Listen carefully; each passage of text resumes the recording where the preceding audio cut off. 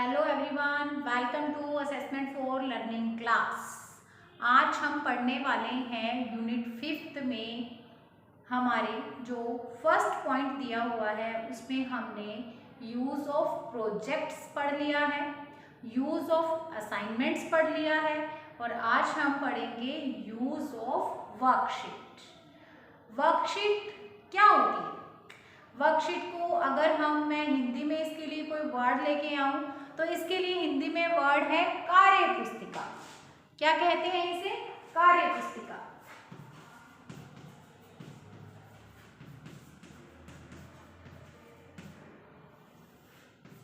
कार्य पुस्तिका। अब ऐसी शीट जिसपे कि वर्क किया जाए उसे हम कह देंगे कि वर्कशीट। यही होता है ना, कार्य करने की पुस्तिका। ठीक है, अब ये कार्य पुस्तिका क्या होती है इस पे जरा मैं बात कर लेती हूँ। देखिए, बहुत सारी जगह पर इसका मतलब स्क्रैप फाइल भी है। रंगीन शीट्स होती हैं, आप लोग उन पे अपना वर्क करते हो और उसके बाद या तो आप खुद से उसको कहते हैं ना, जैसे अपने स्क्रैप करवा लेते हैं किसी चीज को, स्क्रैप फाइल बनना, या फिर आप शीट्स को आप ये कहते हैं ना जिल्द से उसको बना करके इकट्ठा कर लेते हो, एक बुक सी बना लेते हो उसको। ठीक है, वाइंड अप कराना मतलब उन शीट्स को जो आपने अलग अलग शीट्स तैयार की हैं, जो आपने अपनी क्रिएटिविटी दिखाई है उन पे, अब आप क्या करते हो, उसको वाइंड अप करवा लेते हो, एक बुक बन जाती है, एक पुस्तिका बन जाती है। उसको कहा जाता है वर्कशीट या फिर कार्य पुस्तिका। ठीक है, अब ये जो हस्तलिखित कार्य पुस्तिका होती है, आप हाथ से ही लिखते हो ना, इसमें जो आपकी हस्तलिखित कार्य पुस्तिका होती है ये बहुत इंपॉर्टेंट रोल प्ले करती है। किन चीजों में इंपॉर्टेंट रोल प्ले करती है तो इसके बारे में बताती हूँ मैं। अब मैं आपको ये पहले बता दूं कि कोई भी बच्चा जो आपकी क्लास में है वो बच्चे के अंदर एक अलग सी प्रतिभा है, उसका भी कोई कल्पनाओं का संसार है, वो भी कल्पना करता है, सृजनात्मकता है उसमें, टैलेंट है उसमें, लेकिन वो टैलेंट क्लास को या आपको या दूसरे लोगों को कैसे दिखेगा? जब हम एज अ टीचर उसे मोटिवेट करेंगे। तो एक शिक्षक का ये परम कर्तव्य होता है कि उसके स्टूडेंट में जो भी टैलेंट है, जो भी प्रतिभा है, जो भी जिस भी चीज की वो कल्पना करता है या उसमें जो सृजनात्मक शक्ति है, उसको वो दूसरों के सामने लेकर के आए, उसको निकाले उसके बाहर से। ये किसका कर्तव्य है? तो ये सबसे पहला कर्तव्य होता है टीचर का। ठीक है, तो आपने ऐसा करना है।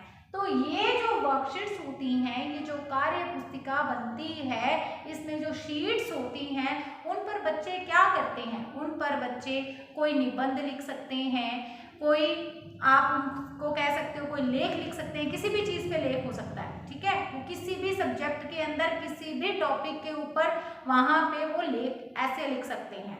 इसके अलावा वो अपने विचार लिख सकते हैं, इसके अलावा वो कोई कविता लिख सकते हैं, कोई कहानी लिख सकते हैं, कुछ भी वर्क कर सकते हैं, ड्राइंग कर सकते हैं, पेंटिंग कर सकते हैं, ये भी तो हो सकता है। तो इस तरह से ये जो वर्कशीट्स होती हैं, ये बच्चे के अंदर जो शक्तियां छुपी हुई हैं, सृजनात्मक शक्ति उसके अंदर छुपी हुई है, उसमें जो प्रतिभा है उसको बाहर निकालने का एक सीधा सा साधन होती है। ठीक है, अब इनको यूज कैसे किया जा सकता है? तो स्टूडेंट्स मैं आपको बता दूं कि आप पूरी क्लास को एक जैसी वर्कशीट या कार्य पुस्तिका तैयार करने के लिए भी कह सकते हो। ठीक है, एक जैसी तैयार करने के लिए भी कह सकते हो कि आप एक जैसी मतलब एक ही तैयार कर लो, लेकिन उसमें सबकी शीट होनी चाहिए, ऐसा भी हो सकता है। ठीक है, ऐसा भी आप कर सकते हो कि आप क्लास में ये अनाउंस कर दें कि सब ने अपनी अपनी एक शीट के ऊपर जो भी उनकी क्रिएटिविटी है, जो भी वो दिखाना चाहते हैं, ऑप्शन भी दे सकते हो आप कि आप कविता लिख सकते हो, आप किसी टॉपिक के ऊपर अपने विचार लिख सकते हो, या आप निबंध लिख सकते हो, आप लेख लिख सकते हो, कुछ भी जो भी आपने देना वो दे दिया। आप पूरी क्लास में से किसी को भी किसको भी अपने अंदर वो लगेगा कि मैं ये ऐसा कर सकता हूँ, वो अपनी शीट पे करके लाएगा और उसके बाद आप सब बच्चों की शीट इकट्ठी करेंगे और उनको वाइंड अप करेंगे। तो क्लास वाइज भी इसको तैयार किया जा सकता है। इसके अलावा मैं आपको बता दूं, आप स्कूल वाइज भी इसको तैयार कर सकते हो, पूरे स्कूल की भी एक कार्य पुस्तिका या वर्कशीट बन सकती है। उसमें भी कोई गलत नहीं है, आप ऐसा भी कर सकते हो। इसमें आप क्या करेंगे, अब आप कहोगे कि मान लीजिए स्कूल में 200 बच्चे हैं तो 200 शीट्स लगाएंगे हम उसमें, हाँ लगा लेंगे, हाँ लगा लेंगे, लेकिन अगर उससे भी ज़्यादा है तब आप उन बच्चों से शीट तैयार करने के लिए कहेंगे जो बच्चे क्लास में आपको पता है कि ये काम कर सकते हैं। फिर भला ही आप सभी बच्चों को मत बोलिए, आप उन जो चुनिंदा बच्चों को कह दो जो इस काम में एक्सपर्ट है, ताकि वो बिना किसी समस्या के इस काम को अच्छे से कर सके, इंटरेस्ट ले सके। ठीक है, तो कार्य पुस्तिका क्या होती है, उसमें क्या काम किया जाता है, कैसे उसको तैयार किया जाता है, ये कुछ शब्दों में मैंने आपको बता दिया है। अब हमारा जो टॉपिक है वो है यूज ऑफ वर्कशीट, कि वर्कशीट्स का यूज करने से फायदा क्या मिलता है, इस पे बात करनी है हमने। तो चलिए इसे स्टार्ट करते हैं। तो जो सबसे पहला इसका यूज है वो है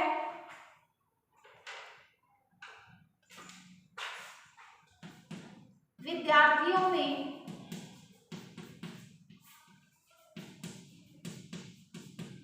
रचनात्मक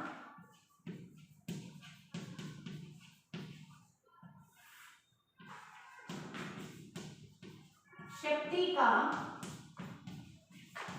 विकास करने, ठीक है, ऐसे इसका यूज किया जा सकता है। इसका विद्यार्थियों में रचनात्मक शक्ति का विकास करने में ये वर्कशीट्स बहुत हेल्पफुल रहती हैं। अभी मैंने आपको ये बताया ना, प्रत्येक बच्चे का एक कल्पनाओं का अनूठा संसार होता है जिसमें वो खोया रहता है, और हमने क्या करना है, उस संसार से उसे बाहर लेकर के आना है इस वास्तविक संसार में, और फिर वो इस वास्तविक संसार में रह करके उस संसार को हमें भी दिखा सके। ठीक है, ऐसा करना है। ये क्या है, ये है उसकी सृजनात्मकता या फिर उसकी रचनात्मकता को पंख लगाना। अब हमने उसको कोई काम दे दिया है, अब वो जो बैठ करके इतना कुछ कल्पना करता है, सोचता है, वो सोचेगा नहीं बल्कि काम करेगा। तो ये जो वर्कशीट्स होती है ये एक सीधा सा साधन है कि बच्चे के अंदर जो टैलेंट छिपा हुआ है, जो प्रतिभा, जो सृजनात्मकता, जो रचनात्मकता उसमें छुपी हुई है, उसको बच्चा इनके जरिए दिखा सकता है। आप देखा करो, कई बार बच्चे, हमें नहीं लगता कि बच्चे इतनी अच्छी ड्राइंग करते हैं, हमें कुछ नहीं पता होता, हमें तो ये पता होता है कि हम क्लास को टीच करते हैं तो हमारी क्लास का ये वाला बच्चा यहाँ पे स्टैंड करता है, ये इतना याद करके आता है, इतना याद नहीं करके आता है, होमवर्क करके लाता है, नहीं लाता, वो पता होता है, लेकिन उसके अंदर जो अदर हुनर है ना वो हमें नहीं पता होता। यहाँ पे कई बार कॉलेज के अंदर भी यही चीज़ें होती हैं, हम एकदम से कुछ ऐसी एक्टिविटी करवाते हैं और ऐसे बच्चे निकल करके सामने आते हैं कि हमें हैरानी होती है कि अच्छा ये ड्राइंग करते हैं, अच्छा ये इतनी अच्छी पेंटिंग कर लेते हैं, अच्छा ये लड़कियां इतनी अच्छी मेहंदी लगा लेती हैं, अच्छा ये बच्चे जो हैं एंकरिंग कर लेते हैं, या फिर ये बच्चे जो है इतनी अच्छी तरह से स्टेज पर आके परफॉर्मेंस दे सकते हैं, डांस कर सकते हैं, सिंगिंग कर सकते हैं, तो एकदम से हम भी हैरान हो जाते हैं। तो यहाँ पे यही काम हमने करना है एज अ टीचर अपने स्कूल के स्टूडेंट्स के साथ। हमने उनके अंदर जो रचनात्मकता है, जो टैलेंट है, जो प्रतिभा है, उसको निकालना है। किनके द्वारा, इन वर्कशीट्स के द्वारा, इस कार्य पुस्तिका की शीट्स के द्वारा।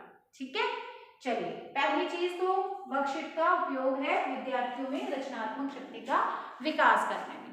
दूसरा इसका प्रयोग कैसे है, दूसरा है सुलेख, लिखने की आदत के विकास में। अब आपका टीचर आकर के आपसे बोले स्टूडेंट्स कि आप जो ये शीट्स तैयार करके लाएंगे उसको हम वाइंड अप करेंगे, क्लास की एक कार्य पुस्तिका बनेगी, तो आप बताइए क्या आप उस शीट पे, अगर आपकी राइटिंग गंदी है तब क्या आप वो गंदा गंदा ही लिख कर ले आएंगे? नहीं ना, आप प्रयास करेंगे कि भले ही आपको 10 शीट्स तैयार करनी पड़ जाए, लेकिन आप जो फाइनल वाली शीट सबमिट करवाएंगे वो एकदम साफ सुथरी होगी, है ना। तो ये अगर आपने बच्चे की राइटिंग को, यानी उसके जो लिखा हुआ लेख है उसको सुलेख बनाना है, लेख को सुलेख बनाना है, बच्चे में सुलेख लिखने की ही आदत डालनी है कि वो हमेशा ही अच्छा लिखे, तो ये भी बहुत अच्छा तरीका होता है। क्योंकि बच्चा क्या करेगा, फिर प्रैक्टिस करेगा ताकि वहाँ पे कार्य पुस्तिका में उसकी शीट सुंदर दिखाई दे, इसके लिए वो प्रयास करेगा। तो एक यूज ऑफ वर्कशीट ये भी है कि हम इसके द्वारा बच्चे को या बच्चे में या बच्चों में सुलेख लिखने की आदत का विकास कर सकते हैं। ठीक है, चलिए नेक्स्ट बिंदु है हमारा या नेक्स्ट यूज जिसको हम बोलेंगे वो है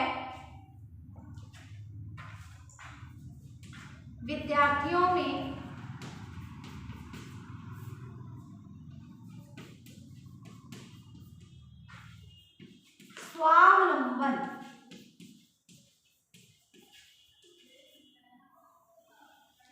स्वावलंबन के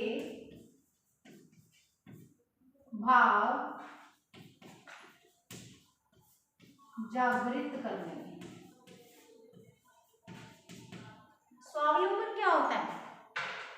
आत्मनिर्भर बनना, स्वावलंबी बनाना, बच्चों को आत्मनिर्भर बनाना। तो यहाँ पे भी वही है, विद्यार्थियों में स्वावलंबन के भाव जागृत करने में भी हम इन वर्कशीट्स की हेल्प ले सकते हैं। कैसे? यानी हम यहाँ पे अगर बच्चे की बात करें तो बच्चे में कैसे स्वावलंबन या आत्मनिर्भरता के गुण आ जाएंगे, तो बात सुनिए। यहाँ पे बच्चा अपने आप से अपनी शीट तैयार करेगा। यहाँ पे ऐसा नहीं है कि कोई ये क्लास वर्क है, ये कोई क्लास वर्क नहीं है। यहाँ पे आपका कोई प्रेशर नहीं है, टीचर का कोई प्रेशर या दबाव नहीं है, बच्चे पे बच्चा स्वतंत्र है, अपनी शीट पे जो भी चीज़ करना चाहे वो कर सकता है, वो ड्राइंग कर सकता है, इसके अलावा वो निबंध लिख सकता है, वो लेख लिख सकता है किसी भी टॉपिक के ऊपर ऐसे, या फिर वो कविता लिख सकता है, वो कहानी लिख सकता है, वो कुछ भी जो भी उसका मन करेगा वो वैसा उसके ऊपर करेगा। आप नहीं बताओगे कि तुमने ये करके लाना है, नहीं, उसके पास ये फ्रीडम है कि वो चूज करे कि उसको क्या करना है। तो इससे क्या होगा स्टूडेंट्स, इससे उसमें स्वावलंबन के गुण यानी वो अपने आप से डिसाइड करेगा, आत्मनिर्भर बनेगा। और फिर देखो लिखने का काम भी आपने कोई लिख के थोड़ी ना देना है उसको, आपने तो उसको काम दे दिया, उसने अपने तरीके से करना है। तो उसमें जो आत्मनिर्भरता, वैसे तो फुल टाइम वो आप पे डिपेंड करता है, आपसे पूछता है ये काम कैसे करना है, कॉपी में होमवर्क कैसे करके लाना है, ये काम मतलब सब पूछ के करता है ना आपसे, सभी सब्जेक्ट से रिलेटेड जो टीचर्स होते हैं उनसे पूछ के करता है। लेकिन यहाँ पे वो काम उसके होमवर्क में नहीं आता या उसके क्लास वर्क में नहीं आता, वो तो एक्स्ट्रा काम है। इसके द्वारा उसमें आत्मनिर्भरता के गुण आएंगे, वो अपने आप से काम करने के लिए तैयार हो जाएगा। ये फायदा रहेगा इस चीज का। तो बच्चे में स्वावलंबन के गुण आएंगे, बच्चा अपने पैरों पर खड़ा हो जाएगा। स्वावलंबन को ज्यादातर यही कहा जाता है, अपने खुद के पैरों पे खड़ा होना। ठीक है, इसलिए मैंने भी ये लाइन बोल दी। तो खड़ा होने का मतलब वो पहले भी अपने पैरों पर ही खड़ा है। ये एक मुहावरा है, आपको पता है अच्छी तरह से क्यों इसका यूज करते हैं। इसका मतलब अपने पैरों पे सच में ऐसे खड़ा नहीं होना जैसे मैं खड़ी हूँ, ऐसे नहीं। इसका मतलब है आत्मनिर्भर बनना, स्वावलंबी बनना। तो ये गुण उसमें आ जाएंगे, वो डिसाइड कर पाएगा कि उसे अपनी शीट पर क्या काम करना है, कैसे करना है, वो सब। ठीक है, चलिए नेक्स्ट हमारा जो यूज है वो है छात्रों को विचार अभिव्यक्ति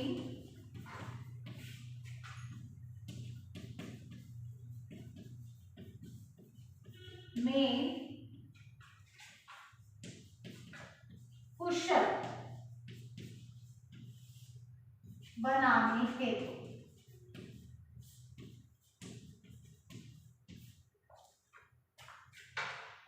तो बच्चों अभिव्यक्ति क्या होती है या अभिव्यक्ति कितने प्रकार की होती है ये तो आपको पता ही है।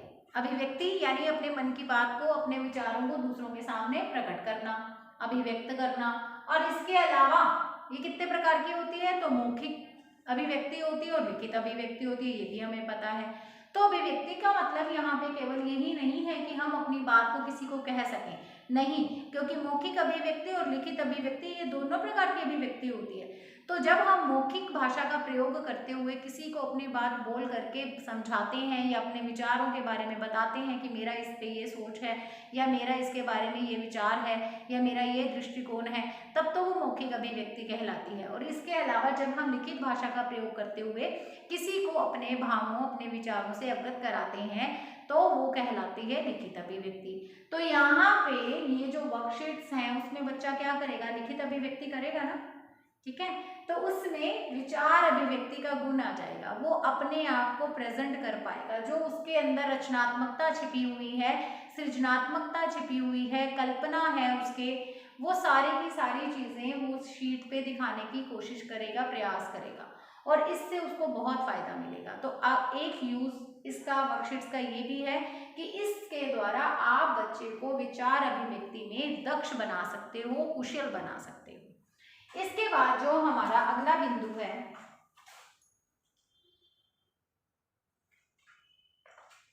वो है छात्रों में कार्य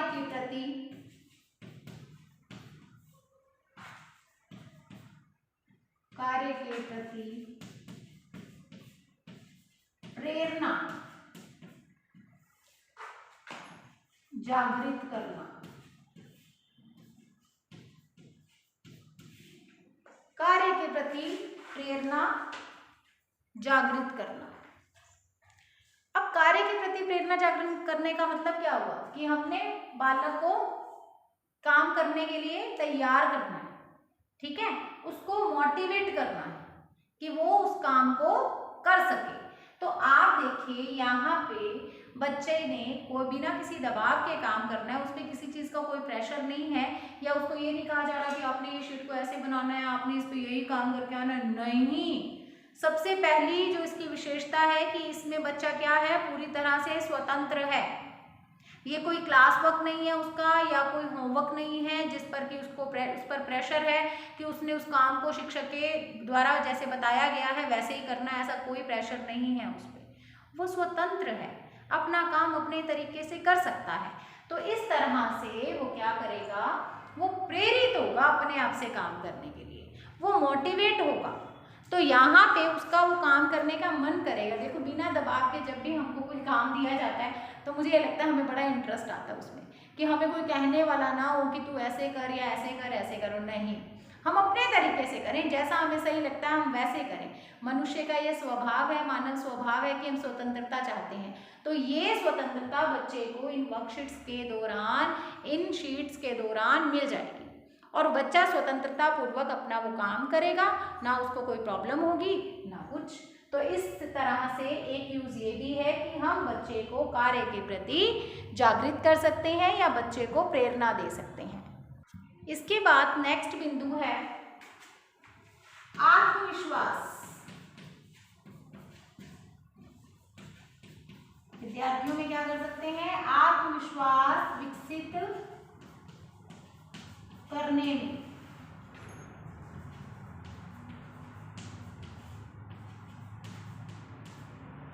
तो स्टूडेंट्स, जैसा कि मैंने अभी आपको बताया था कि एक टीचर का ये आप कह सकते हो कर्तव्य है कि उसके स्टूडेंट में जो प्रतिभा है, जो रचनात्मकता है, जो सृजनात्मकता है, उससे अपने स्टूडेंट को उससे रूबरू कराना चाहिए। ठीक है, कई बार बच्चों को खुद को नहीं पता होता कि वो किस काम में एक्सपर्ट है। तो एक शिक्षक का ये कर्तव्य है कि वो उनकी कल्पना शक्ति को पंख दे, उड़ान भराए उनको। तो यहाँ पे हम जब ये शीट्स बच्चे को तैयार करने के लिए देंगे तो आप देखिए बच्चा बहुत अच्छी, मान लीजिए, शीट तैयार करके लेके आता है, जिससे कि ये कार्य पुस्तिका तैयार हो रही है। तो जब आप बच्चों की प्रेज करेंगे कि एक बहुत अच्छी वर्कशीट तैयार हुई है उनकी शीट से, तो इसका मतलब ये है कि बच्चे क्या करेंगे, पूरी तरह से कॉन्फिडेंट हो जाएंगे, वो उस काम को दोबारा करना चाहेंगे। तो यहाँ पे एक यूज ये भी है कि हमने बच्चों में अगर कॉन्फिडेंस लेकर के आना है तो कॉन्फिडेंस लाने में भी ये चीज़ें हमारी हेल्प कर सकती हैं। पूरी तरह से बच्चा इससे क्या हो जाएगा, पूरी तरह से कॉन्फिडेंट हो जाएगा, बच्चा सीखने के लिए तैयार रहेगा।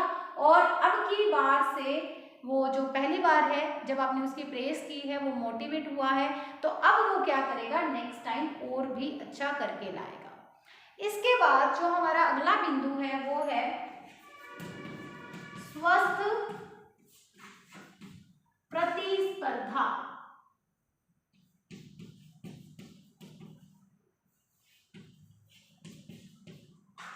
के विकास में। ठीक है, प्रतिस्पर्धा क्या होती है, कंपटीशन।